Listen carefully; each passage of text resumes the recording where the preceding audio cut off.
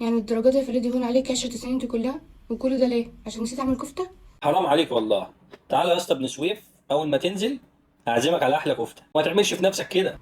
مش موضوع كفتة، ده قلة اهتمام قلة اهتمام قلة اهتمام. مصر كلها عارفه انا معذباك، حرام عليك يا ندى. تعالى كل معايا بقى يا اسطى طاجن بطاطس باللحمه وعليه حته كتف ضاني، انما ايه يوديك في داهيه. الطاجن ده بقى اسمه هين قرشك ودلع كرشك. جايبه لك كريب من عم فطاطس. بس ده فراخ. ما انا بحب الفراخ.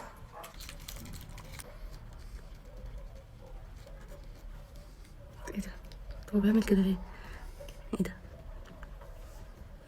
لا حول ولا قوه الا بالله. ما انت حرمان من الاكل ده، كويس انه ما كانش السلوفانه. ايه ده؟ ايه في ايه؟ مش هيطلع عن ابو الكفتة يا شيخ، ايه الحلاوة دي؟ الكلام شو الاكل في بقك؟ ايه ده؟ هو شفت الراجل اتجنن ازاي؟ طبعا ما انت مجوعاه. الكريب بيشرش. ايه ده؟ من السفرة على بقك على طول؟ طب حتى كنت تغسلها. ده كويس انه ما لحس السفره على العذاب اللي شايفه معاكي ده.